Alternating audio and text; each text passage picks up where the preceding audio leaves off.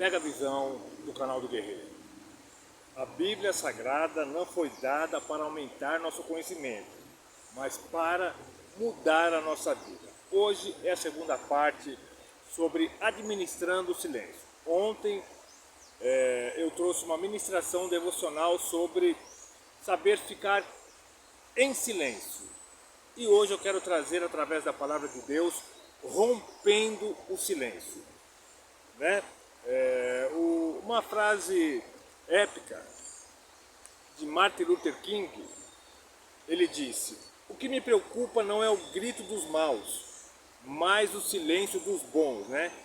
Martin Luther King tem valor inestimável essa frase que ele deixou, Ela é exata. É sobre o silêncio cúmplice dos decentes que alguns dos crimes acabam sendo praticados. É a passividade daqueles que querem fazer a coisa certa, calados, que muitas pessoas vêm sofrendo neste mundo. Em Lucas, capítulo 19, a partir do versículo 28 está escrito: "Tendo Jesus assim falado, ia caminhando adiante deles, subindo para Jerusalém. Ao aproximar-se de Betfage e de Betânia, junto ao monte que se chama das Oliveiras, enviou 2 discípulos, dizendo-lhes: Ide à aldeia que está defronte, e aí, ao entrar, achareis preso um jumentinho, em quem ninguém jamais montou. Desprendai-o e trazei-o. Se alguém vos perguntar: por que o desprendei? Responderei assim: o Senhor precisa dele." Partiram, pois, os que tinham sido enviados e acharam conforme lhes disseram. Enquanto desprendiam o jumentinho, os seus donos lhe perguntaram: por que desprendeis o jumentinho? Responderam eles: o Senhor precisa dele. Trouxeram-no, pois, a Jesus, e lançando o seu manto sobre o jumentinho, fizeram que Jesus montasse. Enquanto ele ia passando, outros estendiam os seus mantos. Quando já ia chegando a descida do Monte da Oliveira, toda a multidão dos discípulos regozijavam-se, começou a louvar a Deus em alta voz para todos os milagres que tinham visto, dizendo: bendito o Rei que vem em nome do Senhor, paz no céu e glória nas alturas. Nisso disseram-se alguns dos fariseus dentre a multidão: mestre, repreende os seus discípulos. Ao que ele respondeu: digo-vos que, se estes se calarem, as pedras clamarão.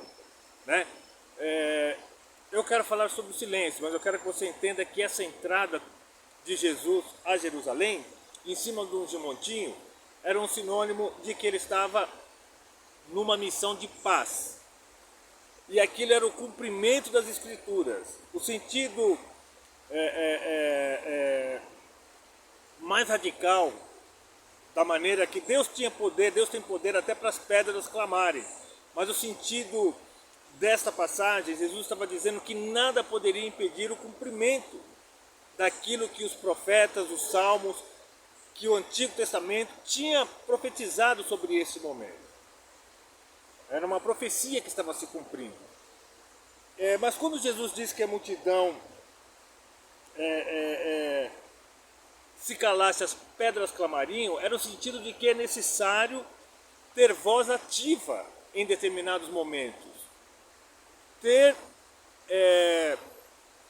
Não se calar diante de fatos, que é uma defesa. Ali era algo profético que não poderia ser impedido. Estava no projeto de Deus, ele estava cumprindo, nada poderia impedir, porque Deus é onisciente, onipotente e onipresente.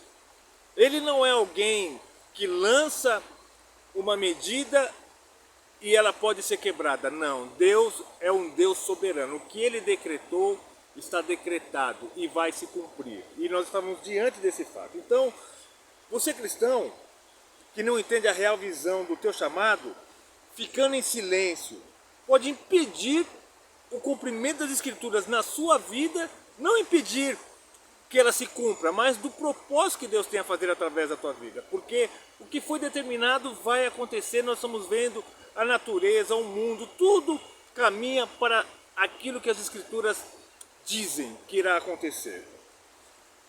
E nós temos que entender que houve uma ordenança para as nossas vidas.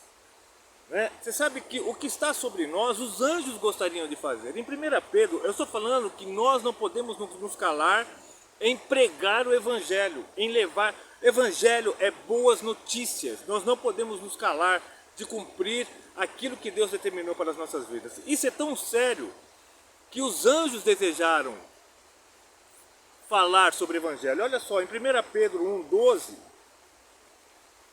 está escrito: aos quais foi revelado que não para si mesmo, mas para vós, eles ministravam essas coisas que agora vos foram anunciadas por aqueles que, pelo Espírito Santo do céu, vos pregaram o Evangelho, para as quais coisas os anjos bem desejam tentar. Né? Mas essa é uma obrigação nossa. O ID é uma ordem de Jesus Cristo para os cristãos. É impossível praticar o ID ficando em silêncio. Né? Nós precisamos compreender, né? Que nós temos uma obrigação como cristão de pregar o Evangelho. Essa maneira que eu tenho desse devocional, para você, como eu disse aqui, eu não quero te trazer como conhecimento, mas eu quero te trazer mudança de vida, eu quero que você saiba falar. Nós tivemos um exemplo de que o romper do silêncio dos bons, no dia 1º de outubro de 2023, trouxe de volta uma grande proteção para as crianças. Eu não estou falando de política, mas estou falando de atitude. O Conselho Tutelar conseguiu reeleger no Brasil 70% dos conservadores. Tirou da mão daqueles que com ideologias contrárias à palavra de Deus estavam dominando a nossa nação. E as crianças não têm voz ativa. Alguém tem que romper esse silêncio. Tem pessoas que precisam ouvir o Evangelho. Alguém tem que romper. E essa pessoa, se você é cristão, se você não é cristão e está ouvindo esse devocional, eu quero te dizer que a salvação de Jesus Cristo na tua vida e na minha vida é para te libertar, te salvar e tornar você um discípulo. O que é um discípulo? Aquele que também... um evangélico não pode ter essa visão deturpada que o mundo está hoje. O evangélico é um portador de boas notícias. Eu estou aqui portando uma boa notícia para você. Se você romper o silêncio daquilo que está errado, você vai favorecer, você vai dar voz àqueles que não podem se defender. Foi o que Martin Luther King conseguiu fazer na época dele. Foi o que Jesus fez em prol da nossa salvação contra o pecado, que já estava com uma sentença. Se Jesus não tivesse voz ativa na obra e no propósito que ele realizou, nós estaríamos escravos do pecado até hoje. Ele pôs a nossa voz ativa e conta com que nós, que recebemos a Jesus, compreendemos o ID, sejamos voz ativa. Não para que você simplesmente adquira mais um conhecimento de uma passagem bíblica, não, mas para que haja mudança na tua vida. Como tem ocorrido na minha vida, vai ocorrer na tua vida também. E é uma estratégia que Deus tem nos concedido, né? Pregar o Evangelho em tempo e fora de tempo, né? Muitas vezes algumas pessoas recebem um devocional, entrou no meu rede de contatos, na primeira oportunidade eu mando. Se a pessoa falar, eu não quero receber, falei, beleza, mas eu não vou deixar de falar. Eu estou corretor, eu estou líder de caravana, mas eu sou evangelista. O meu propósito é pregar o Evangelho. Meu propósito é chegar a teu ouvido algo que pode mudar a tua história. E Deus quer fazer isso na tua vida também. Fazer com que você seja a voz daqueles que, por uma opressão do mundo, não tem voz. Que voz tem uma criança para se defender contra ideologias fora do propósito das Escrituras Sagradas? Nenhuma, mas é levantado pessoas que serão voz para essas crianças. E muitas outras condições, os idosos, o dependente químico, às vezes já perdeu toda compostura, mas precisa levantar homens e mulheres com voz para ajudá-los, para resgatá-los e criar meios para tirarem eles deste precipício, desse abismo sem fim. Pega a visão do canal do guerreiro. Então compreenda, tem momento que o teu silêncio vai gritar. E tem momento que o teu silêncio precisa ser expressado com a tua boca. Se você não clamar, as pedras clamarão. A obra não vai deixar de ser cumprida por conta de você ficar calado.